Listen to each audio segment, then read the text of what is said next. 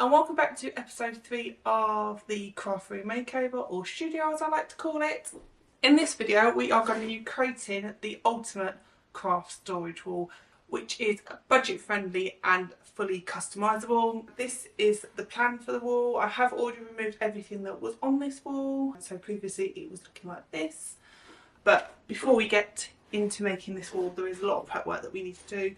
Okay, so first thing that we need to do is get all these wall plugs out of the wall. These ones down this end of the wall I'm keeping in because they will be reused again, but these ones are completely random and we don't need them, so we're going to take them out. Easiest way to do it is get a screw it into the wall, part way, not all the way, into the wall plug.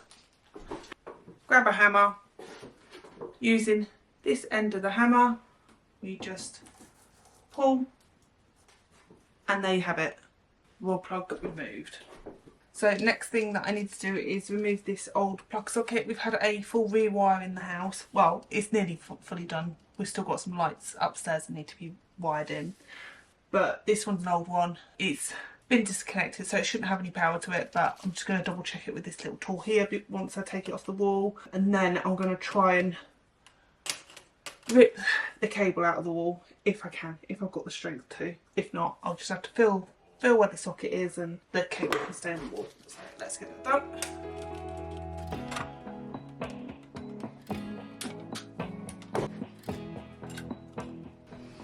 Yeah, I think I'm just going to have to snip it because it's going into the back of the wall. If it was coming down, then I'd be able to rip it out of the wall, but that ain't happening. Whilst we're down here, I'm going to take, not take it off the wall, but just pull it away from the wall, so I just need to unscrew it. This is obviously a new socket. So far we've cleared this wall and removed the sockets off the wall and took the wall plugs out, etc. I did remove the coving, unfortunately I forgot to film it, and I've PVA'd where we need to plaster. Unfortunately, where the coving has been, the ceiling's been skimmed after the coving was fitted, so there's a bit of a step where the coving was, so I've got to fill that as well and also make good. But we've PVA'd, so the PVA just helps with the plaster adhering to the walls, and I've just got my plaster mixed up. I'm just going to work it in small batches because I ain't no skilled plasterer here, so I'm going to fill this one first because that is the deepest hole that we need to fill. So it's probably going to need 2 coats.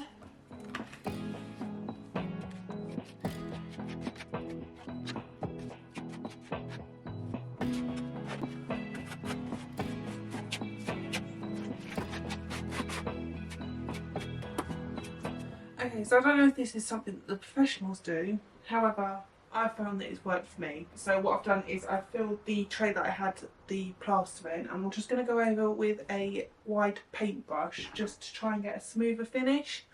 Really helpful. If you're not a pro like me, then yeah, this does seem to do the trick, just to try and get it smoothed out. You need to kind of obviously do this not long after you've put it on, before it starts fully drying out as well, so. Okay, so I've now finished the plastering.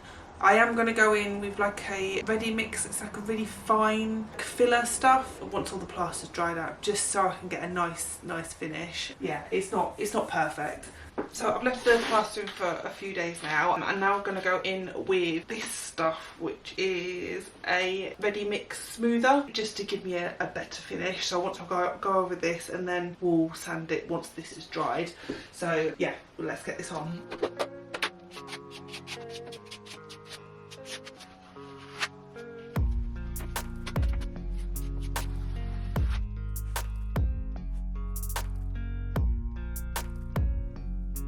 All the fillings had time to dry out, so the next lovely task that we need to do is sand. Not looking forward to this. I don't particularly enjoy sanding. It's dusty, it's just horrible, but it's got to be done, and it's quite a hot day as well, so that just adds to it. But yeah, we're going to crack on and get this all sanded, and then we can mist coat. Just want to do a mist coat just to stop any peeling, and then we can paint.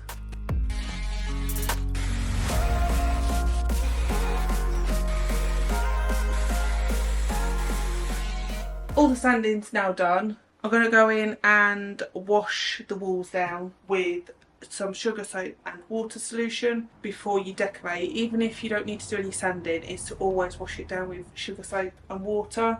It gets rid of any grease, grime and stuff, and it's also brilliant for cleaning as well. So there's a couple of patches on the ceiling that I think might need a bit of peel stop on, which is a sort of paint solution that you can get. I'll link it down below. I've had a problem with quite a few of the rooms where you paint it and the paint starts peeling, and that is because the plaster wasn't primed properly before it was painted. So what you should do is water down emulsion after you've plastered, and then that will prime the ceiling and then it's ready to paint. But I don't think that's happened, and hence why now I'm having problems with painting the ceilings and the paint peeling. But hopefully if I just use a bit of peel stop, it kind of seals the edges and sticks it back down, so hopefully that will solve the solution. Anyway, rubber gloves are on and let's get the walls washed down.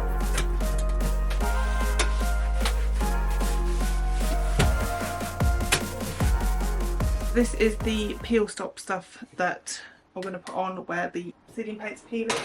I think there's only a little bit in here, but it should be enough.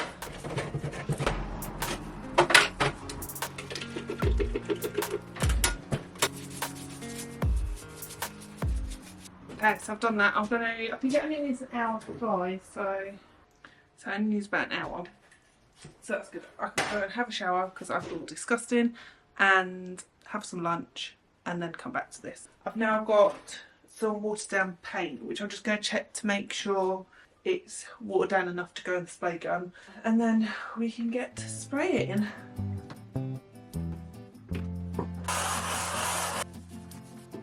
Again, so I've had to go in with a paintbrush and use up the last little bit that's in here because I didn't actually have quite enough white paint. I was using the dregs of a tin of old white paint that I had. I think we're done. I'm just going to wait for this to dry and then we can paint.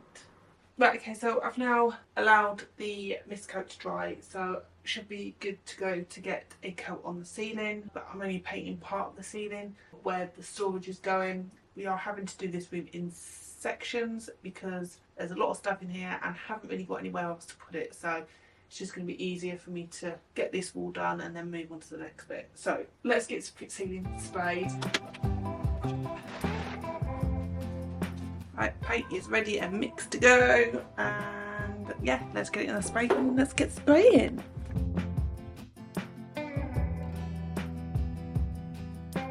So that's one coat done. Looks like a freshly plastered ceiling, doesn't it? Like the colour, that is. Let's get this stuff cleaned up and we'll come back in a bit. Okay, so we did 2 coats on the ceiling yesterday. However, because I've painted it, it's kind of highlighted a few imperfections on the ceiling, so I have gone in with the really fine filler that I used on the walls just to get an even better finish on the ceiling. And there was a massive crack that I actually forgot to fill in, so yeah, we've done all that. It's a bit of trial and error here with the spraying, because obviously I wanted to spray in the ceiling and then spray in the walls. So because I'm using a spray gun, obviously when you're spraying there's a lot of overspray. So I think what I'm going to do is I'm going to get the walls finished and then I'll mask up the freshly painted walls and then respray the ceiling. Probably need a couple of coats. Okay, so I've got my paint ready. Let's get these walls painted.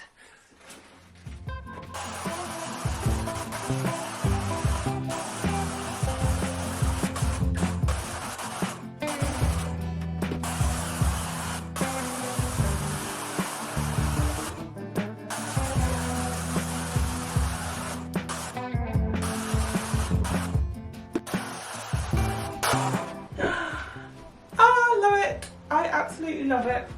Let's get this cleaned up and get it left for an hour and then we can come back. Right, time for the second coat.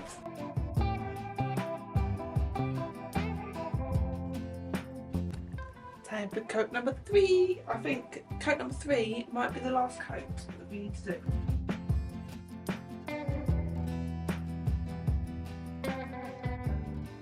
Left the paint overnight, but yeah, it's done. We've had 3 coats. I'm going to mask up the walls.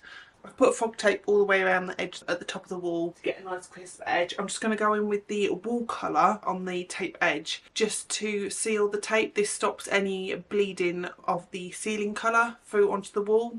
And then there are a couple of patches on the ceiling that just need a bit of peel stop on it. Just where I've sanded, it's kind of peeled. And then once I've done that, I'm going to go around and just cover up the walls, and then we can spray the ceiling with the actual ceiling colour. So yeah, let's do that.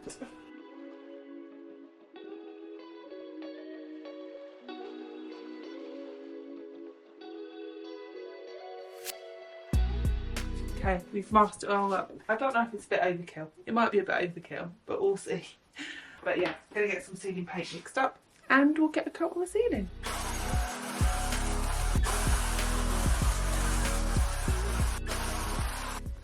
Okay, so I've finished the ceiling, so I'm gonna get the masking down and we will reveal how it's looking.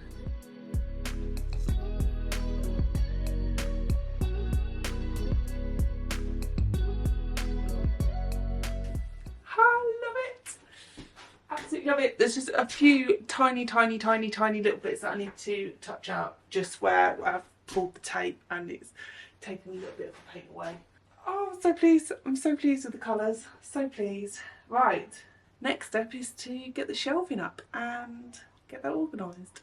So for this storage solution, we are using two very inexpensive materials. So one is ply. So I had some shelves already, which I think I bought one sheet of ply for, and I'm going to be reusing those shelves. And then I've bought another sheet of ply, which has made up the further shelves that I need. So I've used two sheets of ply at 18mm thick, but you could go like 12mm, so that would make it even cheaper for mounting to the wall. We are using a twin slot system.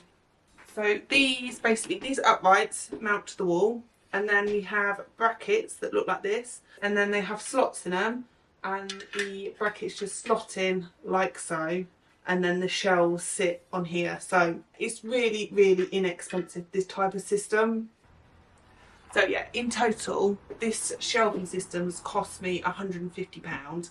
For this amount of storage, that is such good value for money. Like if I was looking at something from IKEA, like a pack system or something like that, I'd be looking to spend like a good couple of £100. So let's get these uprights on. I do need to stain up the ply, and some of the old shelves I do need to cut down as well. But we'll get the uprights on first, and then we can get the shelving sorted.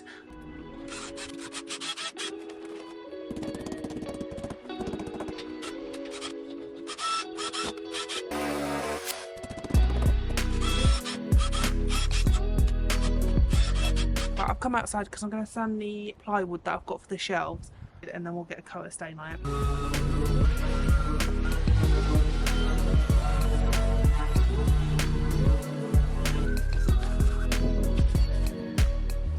Okay, so we've got all the uprights on, and we've also managed to get all the shelves stained. So now I'm going to get all the shelves on. I'm just going to roughly place them, because obviously until I start organising things, I don't know how far apart I want the shelves to be. So yeah, we're just going to get the shelves rested onto the brackets, and then once I start loading stuff onto the shelves, we can see where I need to move them, etc.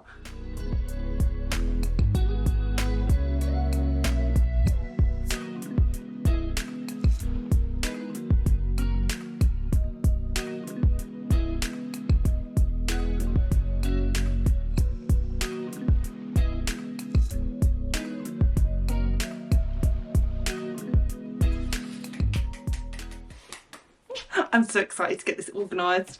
So I'm going to leave it here.